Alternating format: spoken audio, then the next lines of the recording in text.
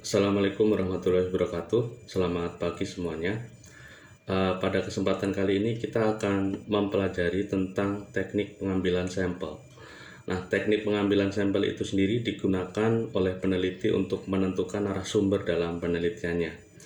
Kalau dalam penelitian kualitatif, teknik pengambilan narasumbernya itu disebut sebagai informan. Tapi kalau dalam penelitian kuantitatif, narasumbernya itu disebut sebagai responden. Nah, teknik pengambilan sampel ini merupakan salah satu tahap yang paling penting juga dalam penelitian ya, karena penelitian yang baik tentu harus dihasilkan dari sampel-sampel yang memang baik juga. Nah, pada materi yang nanti akan Bapak berikan, kita akan mempelajari apa itu teknik pengambilan sampel dalam penelitian kualitatif dan kuantitatif. Sebagai contoh misalnya saya berikan satu kasus ya, ketika setiap pemilihan umum ya, biasanya 2 jam atau 3 jam setelahnya itu ada yang namanya quick count.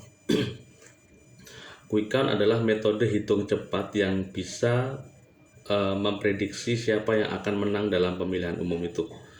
Padahal KPU belum mengumumkan hasil real count.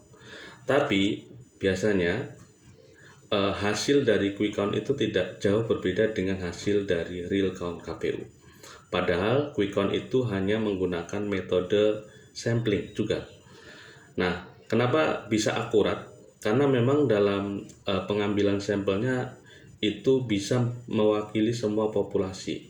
Ya, misalnya penduduk Indonesia 270 juta orang, maka dipilihlah sekitar 2000 orang yang benar-benar bisa mewakili populasi sebesar 270 juta orang itu.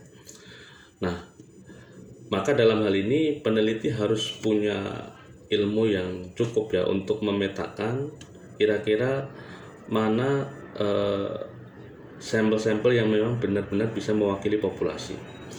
Saya berikan contoh misalnya dalam penelitian kualitatif ada yang disebut dengan purposive sampling.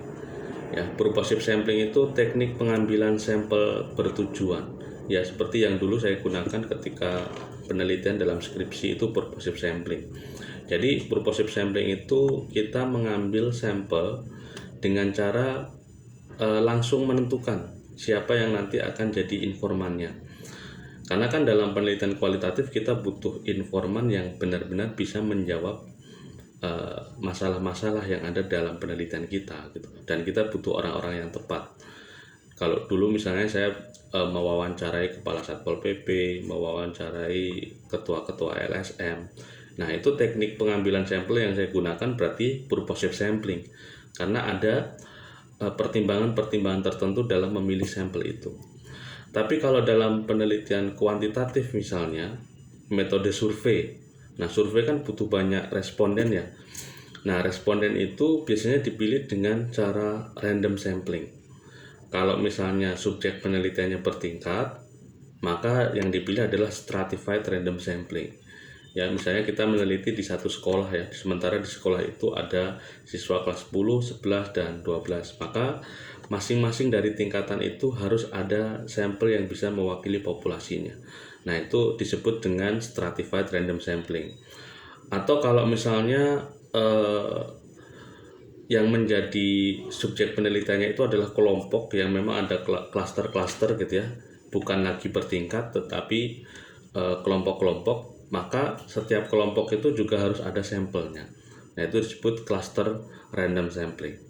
Nah, untuk selebihnya nanti kalian bisa melihat atau membaca materi yang Bapak berikan. Di situ intinya silahkan dipelajari dengan baik ya, teknik pengambilan sampel dalam penelitian kualitatif ataupun kuantitatif. Dan kalian nanti harus menentukan ya teknik pengambilan sampel yang akan kalian gunakan dalam penelitian itu sendiri. Nah, setelah kalian baca dan pahami, akan ada pertanyaan yang Bapak posting di Google Classroom. Silahkan untuk menjawabnya dan akan menyelesaikan tugas hari ini. Sekian, terima kasih. Wassalamualaikum warahmatullahi wabarakatuh.